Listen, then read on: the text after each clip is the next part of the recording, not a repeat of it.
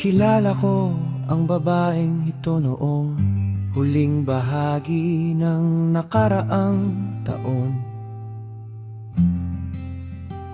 Sabi niya, huwag kang mag-alala kung bigla akong mawala. Sinabi ko sa kanya, hindi na talaga ako naghahanap ng panibagong pagkakamali. Tinawagan ko ang dati kong kaibigan, iniisip na makapaghihintay naman ng gulo. Pero makalipas lang ang isang linggo, bumalik ako sa kanya. Sa tingin ko, naghahanap lang siya ng mangingibig na masasaktan. Pero ibinigay ko pa rin ang oras ko sa kanya. Sa loob ng 2 o 3 gabi, pagkatapos pansamantala ko muna itong itinigil, hanggang sa dumating ang tamang panahon. Lumayo ako ng ilang buwan hanggang sa muli kaming nagkita.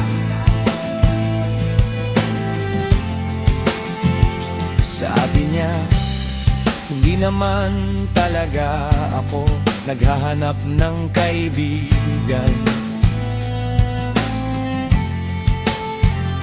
Baka gusto mong dumaan sa kwarto ko bandang 10:00.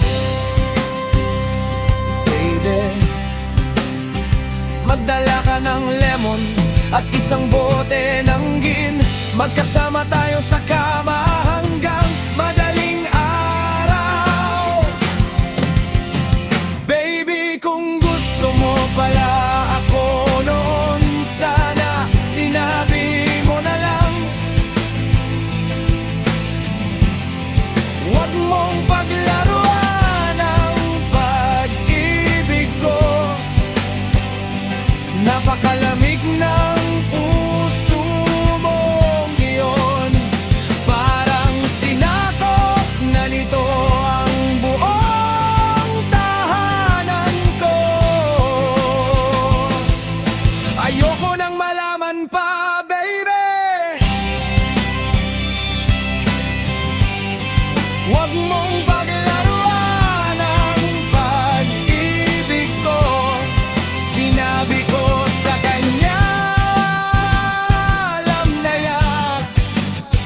Tumutok ka at muling magpaputok. Ayoko nang malaman pa, baby.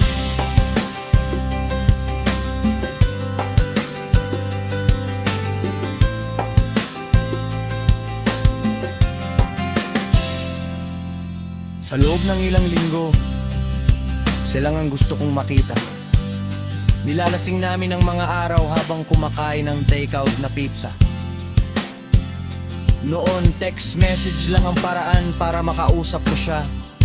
Ngayon, nakatira na siya sa bahay ko at gusto niya kung paano ko siya tratuhin.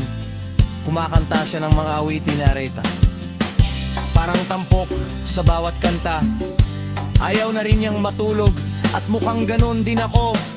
Pareho kaming kumikita sa parehong paraan.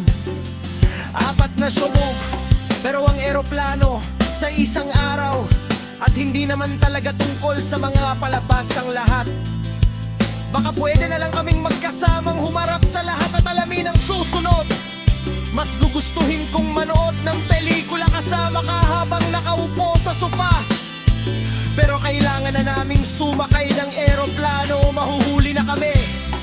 Sana naisulat ko ang lahat ng nangyari. Nang hinalikan ka niya, nalito ako.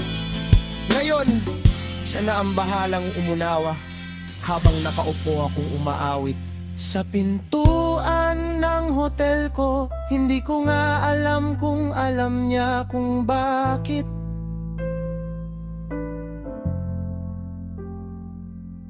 Umiiyak siya sa balikat ko. Sinabi ko na sa'yo,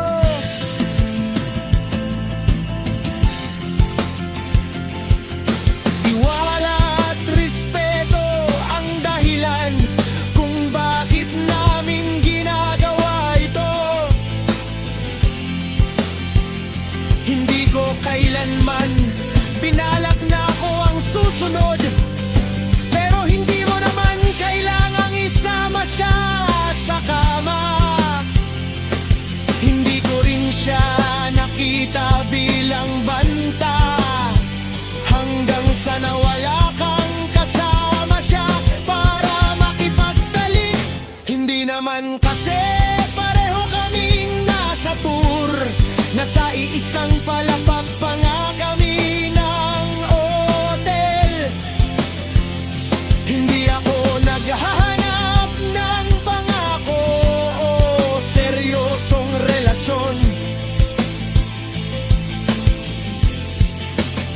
pero hindi lang ito basta kasiyahan. At akala ko iba ka, hindi ito ang tamang paraan para malaman mo kung ano talaga ang gusto mo. Kung tutusin, sobra na at huli na ang lahat. At sa buong panahong ito, alam ng Diyos na umaawit pa rin ako. Huwag mong paglaruan